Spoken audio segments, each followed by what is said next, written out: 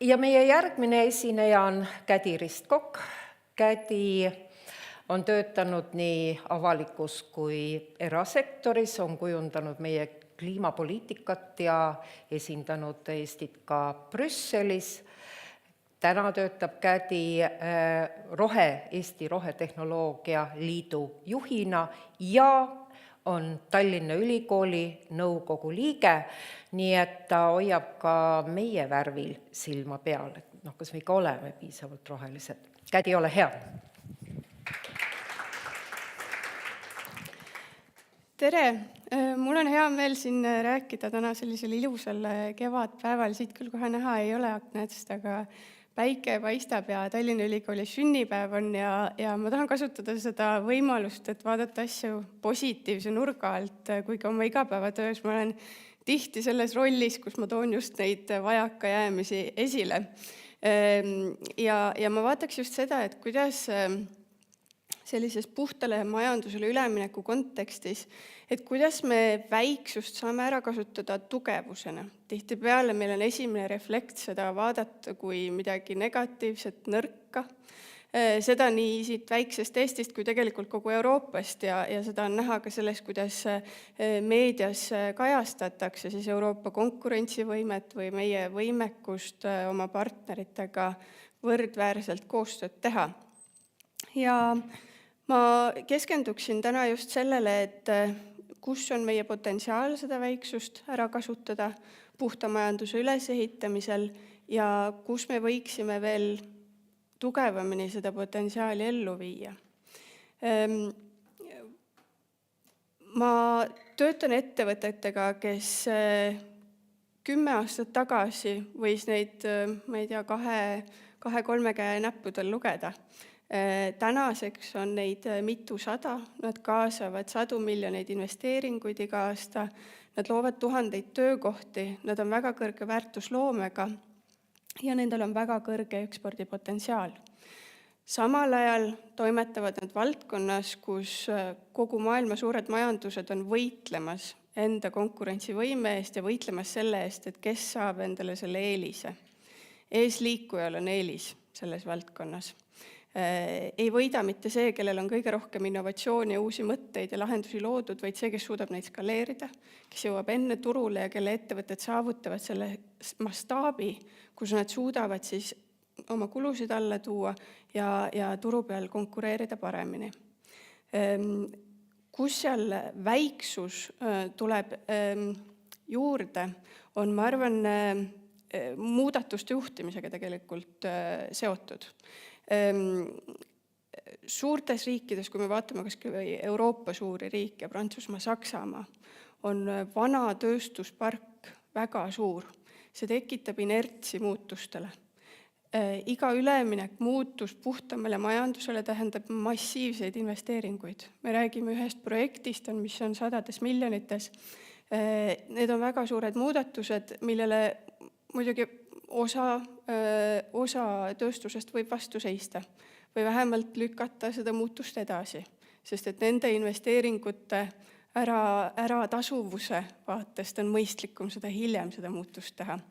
Küll aga see tähendab seda, et me kaotame globaalses konkurentsis nendele, kes saavad seda muutust kiiremini teha. Kuidas nüüd Eesti siia mängu tuleb? Kui me vaatame Saksamaad ja Prantsusmaad, siis nende tööstus kogu majandusest moodustab suurema osa kui Eestis. Eestis on ainult umbes 1/6 majandusest on tööstuslik täna. Ja väiksema riigina lihtsalt see tööstusettevõtete arv on väiksem. Nii et kui me peame toetama ja suunama eksisteerivaid ettevõtteid, et investeerida, teha need muudatused, mis on vajalikud, siis see on meie jaoks lihtsam ja kiirem. Ja see ei ole mitte ainult lihtsam ja kiirem nendele ettevõtetele, kes juba eksisteerivad, vaid see on lihtsam ka sellest vaatest, et meil on nullist ehitamise võimalus. Me ei pea muutma vana olevat, vaid me ehitame täiesti uue. See annab meile võimaluse vaadata palju lahtisemate silmadega oma võimalusi ja see annab meile võimalusi luua uusi partnerlusi, mitte hakata vanasid ümber läbi rääkima. Seda on näha olnud näiteks näiteks sellises valdkonnas nagu süsinikumaterjalide tootmine. Eestis on tekkinud mõne aastaga ja tänu suuresti Eesti ülikoolide väga heale tööle selles valdkonnas mitmeid ettevõtteid, kes suudavad toota väga huvitavaid süsinikumaterjale, mida mujal Euroopas ei toodeta, sest et seal on vanas tööstuses kaevandatud selliseid materjali, seal on juba tarneahelad paigas mingite impordi teedega, kust kolmandatest riikidest neid asju sisse ostetakse. Seal on palju raskem luua turgu ja luua võimalusi nendele innovaatoritele, kes suudavad puhtast kohalikust materjalist väga innovaatiliste lahendustega luua neid samu materjali ja tooteid. Nii et ma ütleks, et Eesti vaatest meie väiksus on eelis, sellepärast et meie laev, mida ümber pöörata, on väiksem ja kiirem. Aga nüüd, kas me päriselt oleme seda siis kasutanud niiviisi? No natukene justkui oleme, sest et need ettevõtted eksisteerivad ja kasvavad. Aga samas, kas me saaksime seda kiiremini ja paremini teha? Kindlasti. Ma arvan, et me ei ole ära kasutanud ikkagi oma koduturu eelist, seda, et me saaksime siin luua nõudlust nendele lahendustele. Tihtipeale need ettevõtted, kellega ma räägin, ütlevad, et see Eesti turg vahet ei ole, see on nii väike, me üldse ei vaata seda, me kohe sihime kaugemale, suurematele turgudele. Jah, see peabki olema tulevikuvisioon.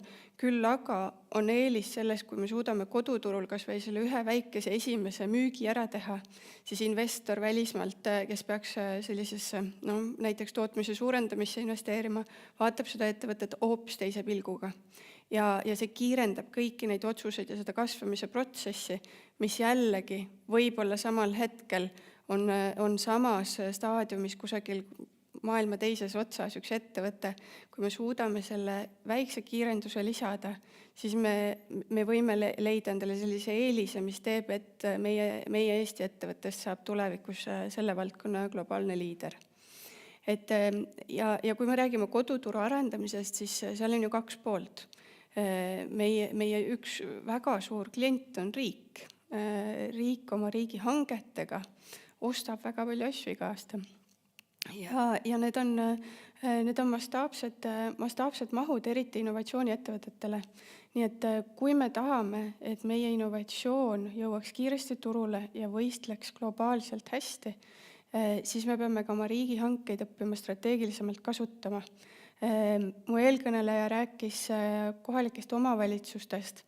Meie suuremad kohalikud omavalitsused täna on päris ambitsioonikad ja liiguvad edasi, et jätkusuutlikke innovatiivseid lahendusi hankida ja sellele spetsiaalselt rõhku panna, sest need hankeprotsessid peavad natukene muutuma selle jaoks.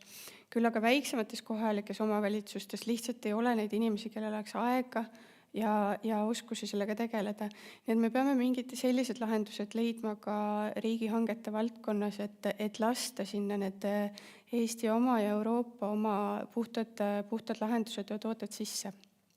Teine pool koduturu nõudlusest on muidugi erasektoris.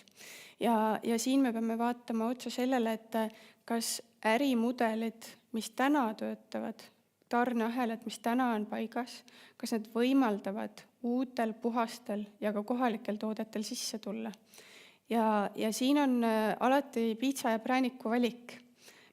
Ma arvan, et präänik on parem ja see präänik ongi see, et ärimudel toimib paremini, peaks toimima paremini, juhul kui ma valin kohaliku puhta toote.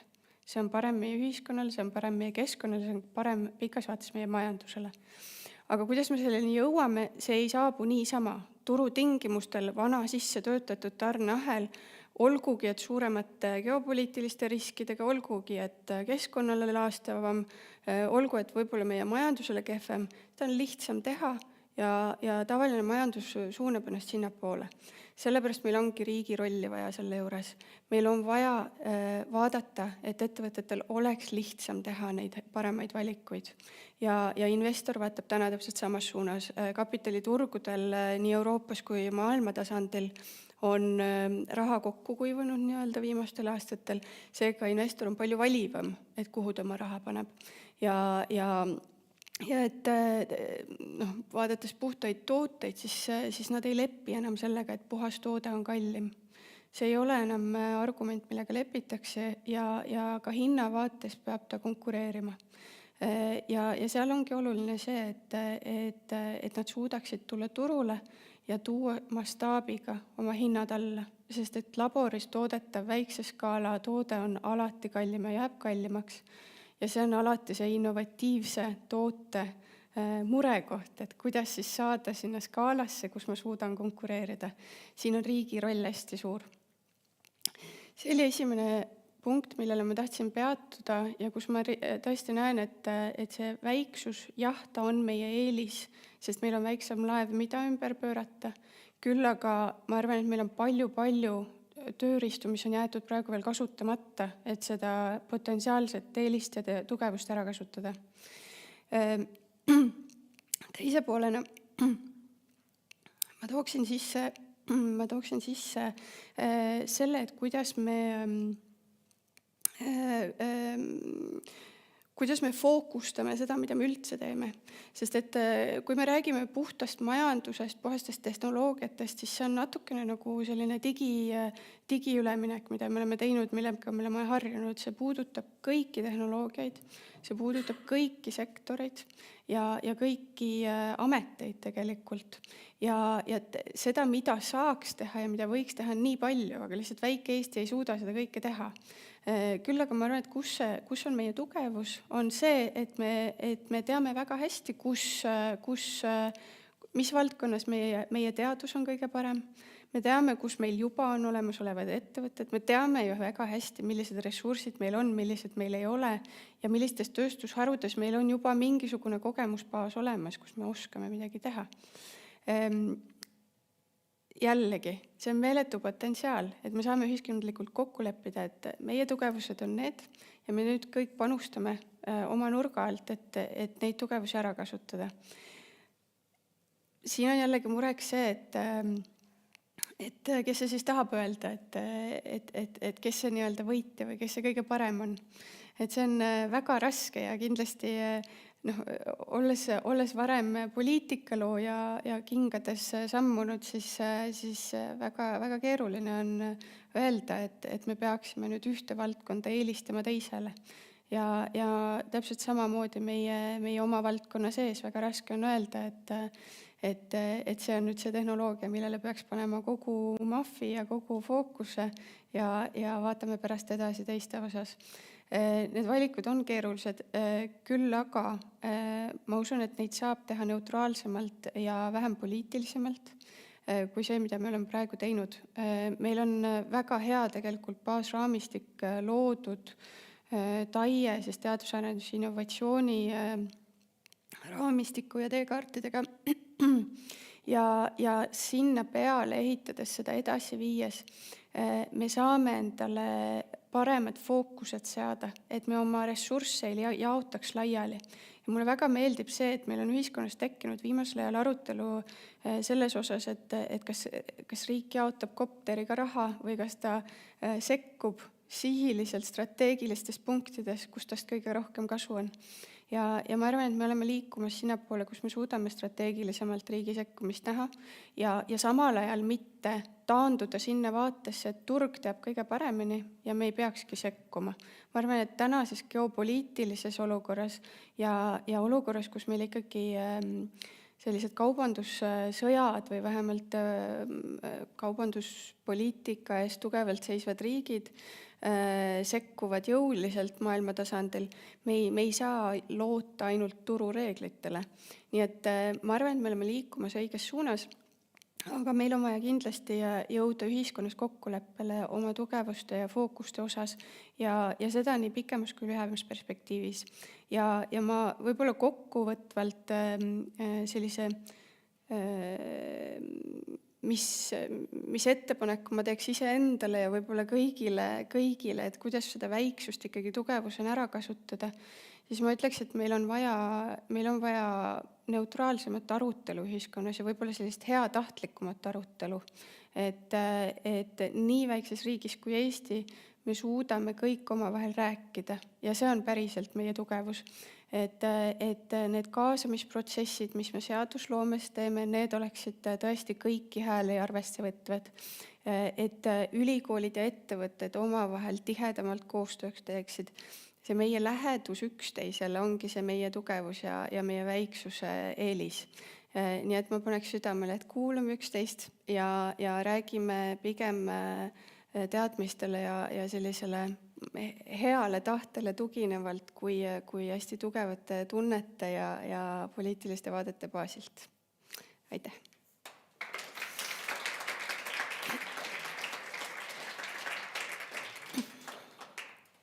Aitäh Kädile! Ma ei saa ikkagi jätta küsimata, et nüüd Tallinna Ülikooli nõukogu liikmena, et millele sa soovitaksid meil rohkem tähelepanu pöörata? No ma pean silmas just neid kestlikkuse teemasid, et selles meie väikses, suures ülikoolis. No ma alustaks sellest, et mul on väga hea meel, et Tallinna Ülikool nii palju teeb tegelikult kestlikkuse valdkonnas. Ja mul on hea meel, et Tallinna Ülikool toob seda vaadet, mida ma Eestis mujal nii väga ei näe, on just selline ühiskonna kaasatoomise, poliitikate, muudatuste juhtimise vaade sellele teemale, mis võib tunduda hästi tehniline, hästi inseneri teema. Ja ma arvan, et see, millest meil on vajaka täna, ei ole mitte tehnoloogiad ja see inseneeria, kuigi seda saab alati edasi arendada, siis meil on just vaja seda ühiskonna kokkutoomist ja kokkuleppimispoolt. Ja et ma arvan, et seda Tallinna Ülikool võiks veel rohkem teha, aga hea näha, et me teeme juba väga palju seda. Aitäh sulle! Aitäh!